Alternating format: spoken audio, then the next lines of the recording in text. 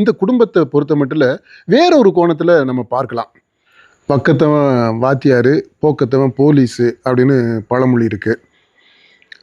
வாத்தியார் வீட்டு புள்ள மக்கா இருக்கும், தற்குறியாக இருக்கும், முட்டாளாக இருக்கும்.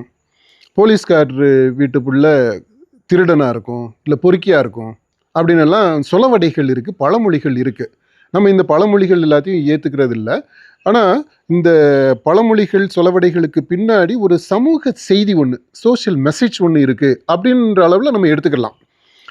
இப்போ நடந்த அந்த ஆணவ படுகொலையை பார்த்தோம்னா, அந்த கொலை செய்த பையன் சுர்ஜித், அது ஒரு போலீஸ்காரர் வீட்டு பையன்.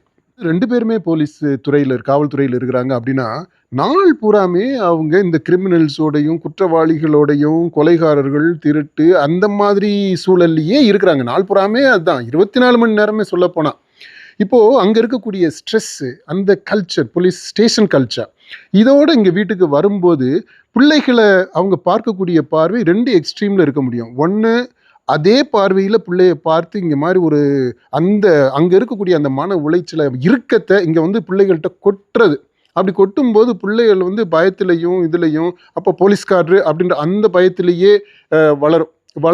அப்படி வளரும்போது பெரிய ஆளாகும்போது அதனுடைய எதிர்வினை ஒரு மாதிரி இருக்கும்.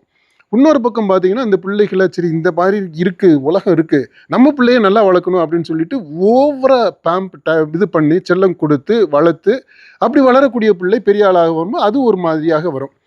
இப்போ இந்த சூழ்நிலையில தான் அந்த காவலர்கள் குடும்பங்கள், இது நிதர்சனங்க. நிறைய காவலர்கள் குடும்பத்தில் நம்ம இதை பார்க்குறோம்.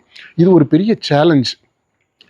காவலர்கள் அவங்களுடைய ஒர்க் ப்ரெஷரை எவ்வளவு தூரம் முடிச்சுட்டு இங்கே வீட்டுக்கு வரும்போது குடும்பத்தில் ஒருத்தராக அந்த யூனிஃபார்மை கழட்டி போட்ட உடனே அவங்க வந்து மனிதர்களாக, குடும்பத்தில் தப்பாவா கணவனாக மாறுறதுக்கு, அல்லது பெண் காவலர்னா அதே மாதிரி குடும்ப தலைவியாக தாயாக மாறுறதுக்கு என்ன செய்யணுமோ அதை அவங்க எடுத்து செய்யணும் அப்படின்றது ஒரு பெரிய சேலஞ்சாக இன்றைக்கி இருக்குது.